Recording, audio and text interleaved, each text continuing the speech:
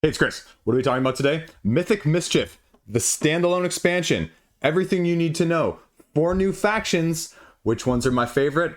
Why I may have forgotten about this game, but then realized why it's also still in my collection. A thematic abstract from IV Studios. They sent me this copy so I can talk to you about it and let you know everything that you need to know all in one. Let's do this. So what you've got in front of me right now is a typical setup of a scenario of 1 versus 1. Now, this is my preferred mode, 1 versus 1, but it can play teams 2 versus 1 or even 2 versus 2, regular mode as well as Blitz mode. We'll talk about Blitz mode later and why I think that's awesome. But the 4 factions that are coming in this game, you have werewolves, fairies, gargoyles, and gnomes. I'll tell you right now, the 2 I have set up in front of me are my 2 preferred factions from this core set, hands down, after playing with all of them. And it's really interesting because these games, you're always going to find ones that click with you and ones that just are not quite your thing. And that's the great thing about it, is everybody's different. And so the styling and the suitability is all over the place for every single person you play with. And so what you've got set up here in front of you is the main board, and you're trying to go through this hedge maze, not trying to be caught by the main person, the groundskeeper. And after every person's turn, the groundskeeper will traverse, trying to go to the next numerical objective point. So you have the before dark cards, which tell you how to set it up and tell you the groundskeeper's movements in the first round, first half of the game. And then you have the after dark cards over here, which do the same thing in the second half after the groundskeeper makes it all the way to point number 3, after going from 1 to 2 to 3. They have to traverse their way, and their movement is based off of this card in the first place. And you can see that there is a movement in the upper right hand corner of 4, and then it tells you where you're going to be putting your own tombs, your little books in the 3 or 4 spaces. And then you're also going to be having the circles, which are your respawn points, if you will, and it tells you where also the 1s and 2s and 3s are going. So that gets set up at the beginning of the game here. And now that I've actually got all 4 tombs on there, I only put 3 on to begin with, you can start to see the shape of the board. And you have these little clusters, which are essentially things that get in your way, costing you an extra movement point to be able to move into. And so then what you're going to be doing is you're going to be slowly choosing first or second, and then you place your meeples onto locations on the board that are not filled up. Now you have to be aware of this, though, that the team 1 goes first, team 2 goes second. Team 2 is actually not going to get a turn before the groundskeeper is going to move, so you want to be very careful not to be immediately caught in the groundskeeper's path. But you also want to get close to the areas where your tombs are, because as we'll talk about in a second, it's what upgrades your abilities and gives you more ways of mitigating things, more ways of taking that at your opponent, but also just giving you more options on each of your 4 plus or minus abilities that are at your selection and disposal on a turn-by-turn basis. So, you know, I want to get some of these, and I also want to stay out of the way of number 1 here, for example, so I'm going to maybe place them there. Then we're going to place the gnomes over here. Gnome is going to go over here. Now, you can't place or be in the same location as another person's token, so you have to be careful of that. You can't also start obviously on the tokens either. That would be unfair. And so again, staying way out of harm's way with the gnomes as they're going second.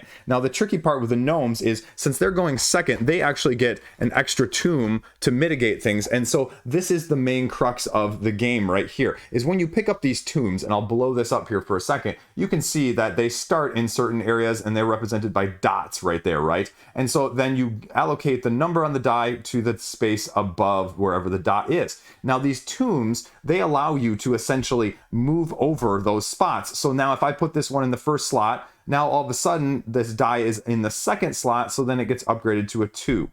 And so on and so forth. And as you go through, you'll collect more of them, shifting your dice that way to the right, and then getting more of each of the actions at your disposal. But how you choose to distribute those is completely up to you, because there's only a limited amount. And the ones that are out here on the board in the first place right now for the before dark phase will be gone if you do not pick them up by the time the groundskeeper gets to the 3rd one. And then the after dark happens. And the after dark, you'll also see it is each of the teams or factions has a special after dark ability. So in this case, once per turn in the after dark phase, move 1 destination token up to 1 space orthogonally. So the destination tokens being obviously the 1s, 2, 3s. And that's crazy, and I love it.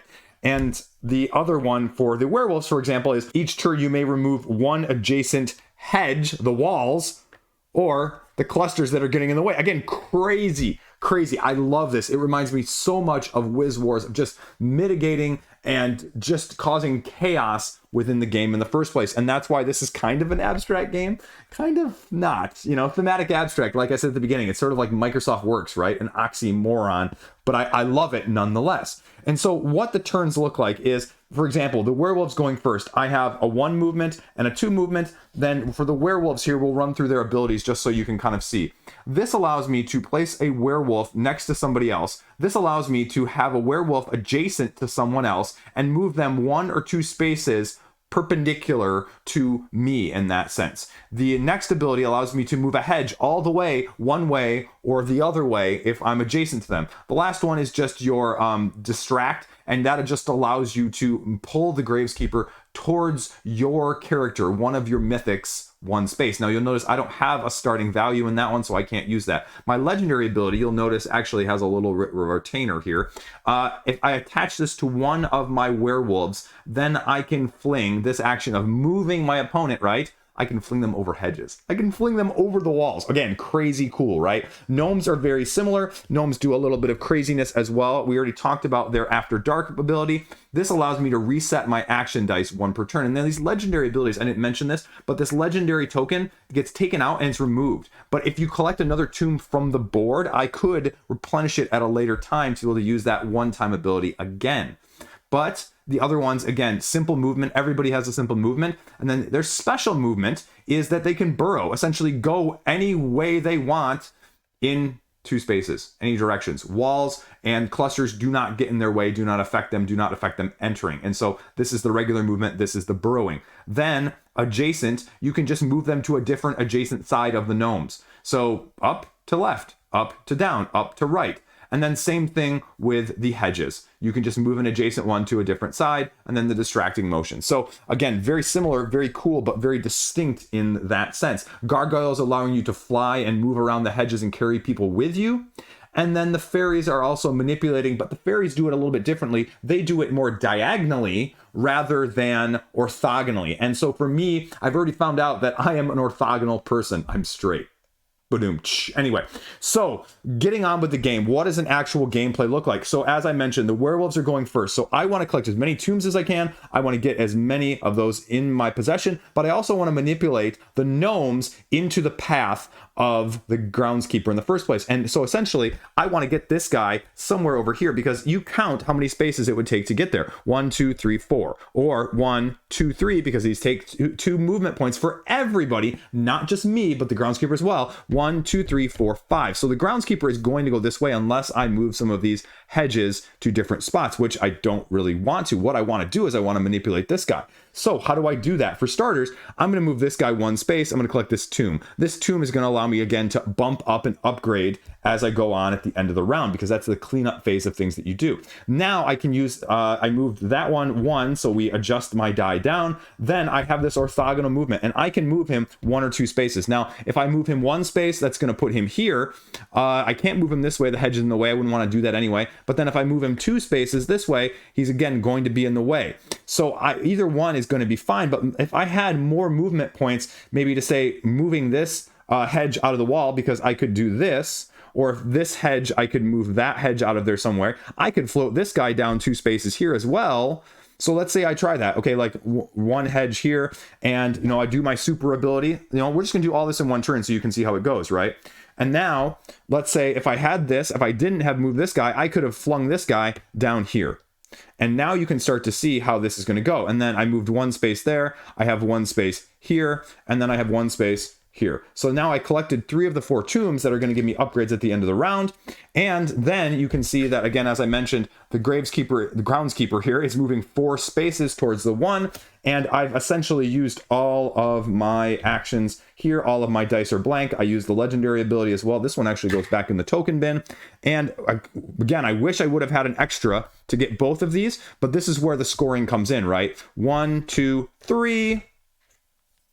and then he's 4. So he's at the first point, and now he's going to make his way to the second point, which is pretty good for me actually as well, because I'm now spaced far enough apart from the gnomes, but I'm also not in the direct path going to 2 here. Now, since I caused one of their creatures to get knocked out or caught by the groundskeeper, I get to move my scoring track, which I conveniently forgot to put at the bottom here, up 1 point. And the goal of this game, I should have mentioned at the beginning, is to get either 10 points or have the most points after the After Dark phase. And so right now, then I would move up 1 point for getting him captured.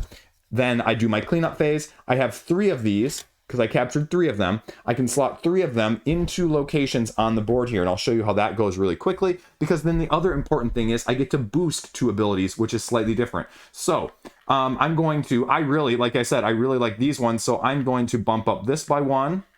I'm going to bump up this by 1, and you know what? I'm actually going to bump this up even further by 2. And so this one is going to get up now to the 2 slot, but I'm going to use, if I use one of my boosts, it will still only be 2. So we'll leave that there.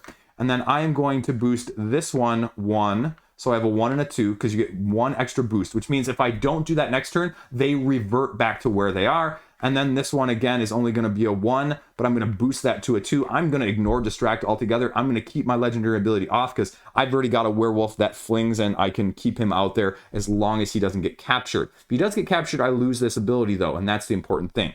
And then rinse and repeat. Okay, so then it goes back to the gnome's turn. On the gnome's turn, when they respawn, you look at the Before Dark page, and any of these circles correspond to locations on the board that I can respawn. And so I want to respawn close to where I need to get, but I also don't want to respawn back in the way of the groundskeeper in the first place. So let's spawn him. Let's see, we can spawn him here. We can spawn him here. We can spawn him here. You know what? Let's actually do that. Let's spawn him right there. And you're going to go, Chris, that sounds really dangerous if you respawn him there, right? But you'll notice, again, that the first thing that I can do is I can use this adjacency ability to manipulate and move this guy all of a sudden to here. Boom, there you go. Okay, great. All of a sudden, he's going to get zapped because the groundskeeper is not going to go this way for the extra movement. So then I move 1 here, grab the tomb. This gets shifted down right there to 1. And then I still have my burrow. I still have another moving of the hedge walls. So if I really wanted to get away, you know, I could burrow over to this guy, and then I could actually, so that would be my burrow. I still have 1 more movement point. The problem is I can't go into another space, so that's why I couldn't go in here to get it where I wanted to. So then I could actually, let's see, I could move an adjacent wall. There's not really any great walls to be able to move, unless I wanted to move like this wall right here, which wouldn't do any good, or this wall right here, which again wouldn't do any good. So maybe I would move this wall right here. So just to make sure that this guy doesn't get anywhere near me. So that would be that move and that action. And I still have 1 more movement. So maybe I'd move just getting the heck out of dodge, you know, trying to get over here. So I'm just as far away as possible. Then I collected 1 of these. I upgrade my abilities after I do this. And then I still do the boost too. So that's the first round. And that'd be the first cleanup. Then 1, 2, 3, 4. So again, this guy gets captured. Gnomes get a power or a victory point here, and then you do the cleanup.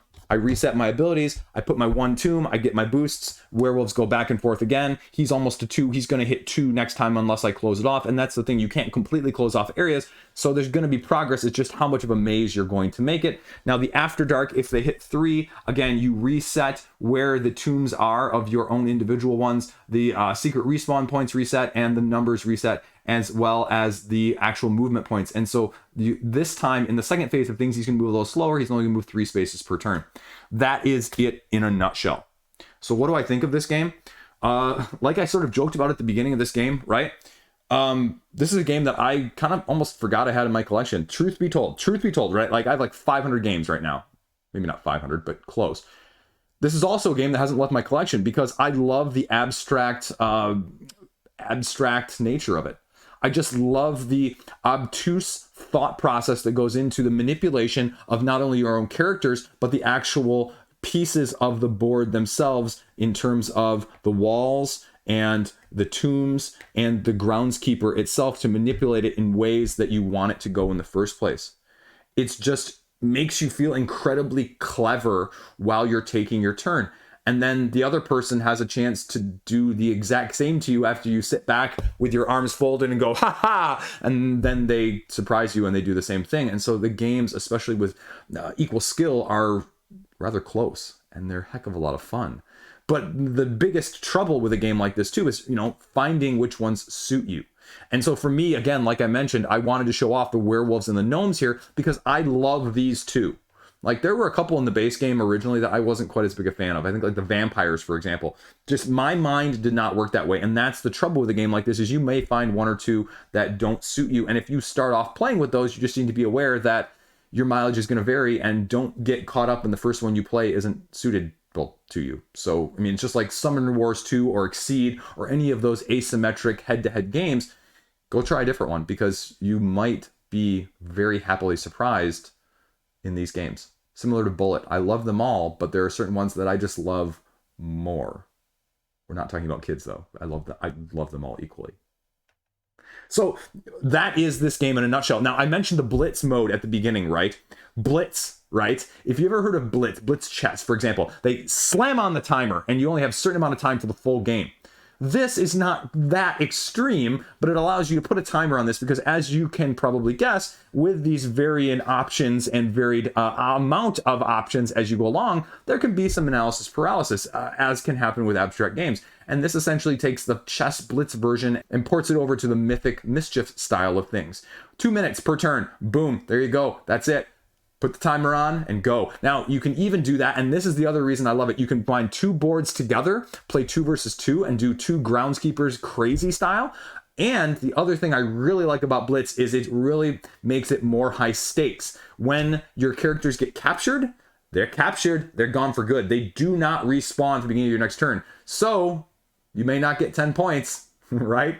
But first one to lose all their people may also be the loser as well. So I just love that aspect, and I didn't even remember that aspect. It just reminded me why I loved this game the first time it came around. And again, I say that as an abstract lover. Like, I love abstracts on my channel. I just played this game today. I played another abstract game as well with my kids tonight. I mean, I am a lover of abstracts, and this one tickles my fancy. Yeah, it's more thematic, but it still does the same style of things with the ones that are lacking in the themes, like the GIF series. It stays true to the abstract, though, in terms of the manipulation, because you could swap these out for colorless cubes and it would still be very, very similar. But a la the GIF series, it still holds up from a gameplay standpoint. It makes you feel like you're clever, you're thinking things out, and it also has the abstract curse or blessing, depending on how you want to look at it, of, oh, duh, crud, I just made that move, or, oh, duh, they just totally manipulated me into the way of things. The one thing I'd say that I wouldn't mind that some of those other games like Exceed or some of those other asymmetric faction-based games give you is a little summary card, right? We have the rules cards here to remind you how to play the game, which are great, but it wouldn't be bad to have like a faction card or two of each of them to remind your opponent of, okay, I'm the werewolves, you're the gnomes, let's swap cards so I know what your movements do. So again, I can think about that a little bit in this sense, because that's sometimes a detriment with games that are just so asymmetric. Now, again, it's not huge because you're really talking about 3 abilities per faction that are slightly different, plus or minus the legendary one and the After Dark one. So it's not a terrible amount to actually have for overhead. But if you now added this to the original base game and something like the 7 or 9 factions that are in that, yeah, that's a little bit more to keep the nuances track of in that sense. So again, I love it. I'm actually really glad that they didn't add a whole lot. And some people are going to look at this and go, I didn't like the base game. Is this going to change my opinion? No, this isn't going to change your opinion. This is more of a really good thing. And again, like I mentioned, there's a reason I'm showing you these 2 factions and not the gargoyles and the fairies. I just prefer these 2. And you know what? That's okay. I guess that's the other question, though. Are you okay with maybe only getting, 1, 2, maybe 3 of these factions of the 4 that you really jive with? But the counterpoint to that is, maybe my wife really jives with these 2 and she hates these 2. And so then that's a win-win. So all in all, again, I love this game. I love this game. If you like abstracts, this should be up your alley. You should be giving this one a look-see. But if you didn't like it the first time around, again, there's nothing Depth-wise, there's nothing mechanically that is significantly different either, so it's not going to entice you any more than it did the first time around. But there's a reason it's getting more, because it's more of a good thing, not more, but more. And every game you play is going to be different. I wouldn't mind a few of these slight differences of the before and after darks in terms of how far they're moving, or even, you know, some of the setup, maybe a different numbering system, you know, just some little tweak like that. I wouldn't mind whatsoever. But otherwise, I don't think it needs to have additional layers of rules. I mean, that's what the commonality is with all the other abstracts that I just, you know, have been thinking about while making this video. The GIP series, my hives, my talks, lacunas, any of those, right? The rules are relatively simple. It's how you manipulate and utilize those rules that creates the depth of the game. And that's where games like this shine. And Mythic Mischief is no exception in that sense. And that's why I love it, and it's not going anywhere either. So there you go. Everything you need to know, Mythic Mischief, the standalone expansion from Ivy Studios. Thoughts, questions, concerns, comments? Let me know down below. Always happy to talk about them. It's a good game. No, I'm sorry. It's not a good game. It's a great game. It's my favorite Ivy Studios game, period. Of all the ones they've put out, I have no qualms about saying that at this point. Because again, I'm an abstract lover and this one tickles my fancy. Stay classy. Thanks for watching.